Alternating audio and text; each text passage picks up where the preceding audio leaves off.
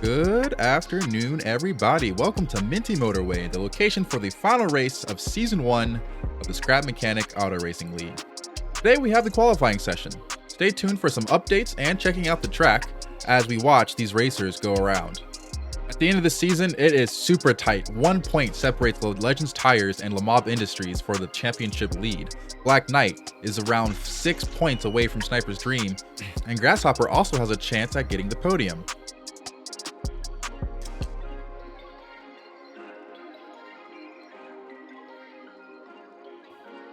But first, let's watch some qualifying highlights. Minty Motorway is an interesting circuit. It is a highly technical circuit.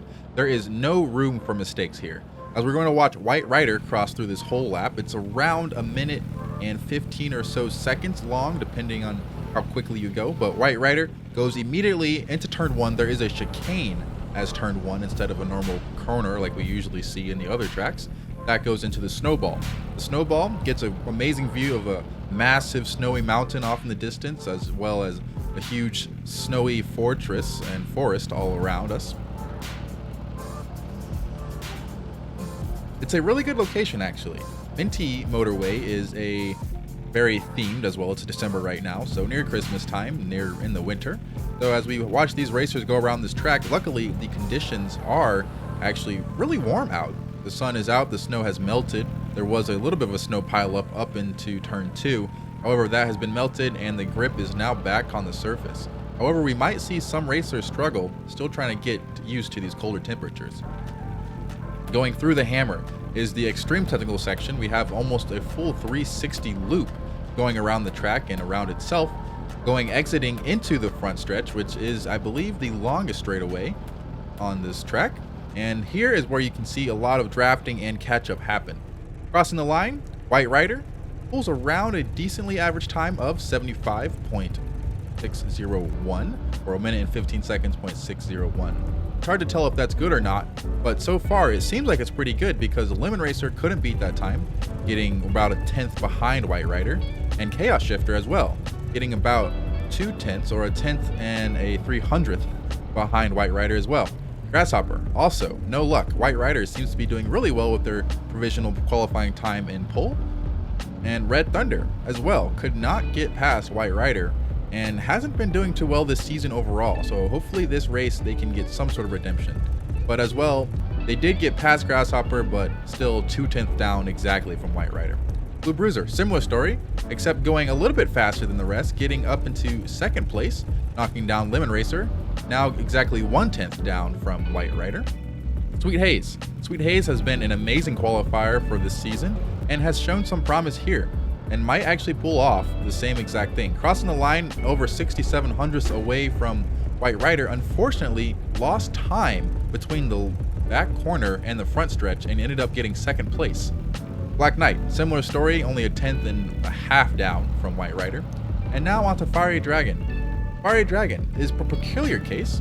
He has seemed to been qualifying and running really well in the first 3 races, but then something happened, an incident with Purple Shadow Racing, and now he's been qualifying in the back, losing speed off the corners and off to the front stretch. We have no idea what happened. Some forensics are letting us know that there might be a weight issue, as the whale tail or the wing on Fiery Dragon is much heavier than the rest of these drivers' spoilers, and that might be causing them to lose some grip. Legends Tire actually did a really good job of qualifying here, and championship leader goes into provisional pole position, beating out White Rider by 48 hundredths of a second. Second place, Lamab Industries is not going to let that happen without a fight, going over a 10th up actually in front of Legends Tires, going through the hammer and onto the back straight, or going through the snowball, and onto the back straight. As you can see, Lamab Industries passes by Legends Tires right here as he's on his cooldown lap and is staying ahead of that time. Really good times. We don't know where this energy is coming from, but Lamab Industries is fighting and is very hungry for this championship win. A good place here will give them the lead as long as they finish ahead of Legends Tires. That's the way it goes. As long as Lamab Industries can finish ahead of Legends Tires and score some points, they will win this championship. Lamab Industries get the provisional pole position with the 75.517. So far, everyone has been within 1 minute and 15 seconds except for Fiery Dragon.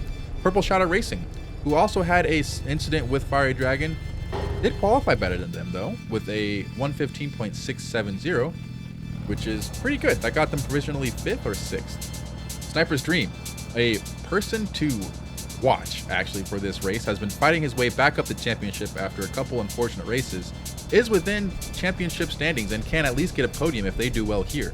They qualify actually ahead of Sweet Haze in 4th, a bit of, I believe that was a 10th and 1,000th of a second ahead of, or behind, Lamab Industries time. Typhoon Blade, an extreme force out of nowhere, underdog even, has had unfortunate races but can qualify super well. They qualified pole last race, and here they're over a 10th up from Lamab Industries time.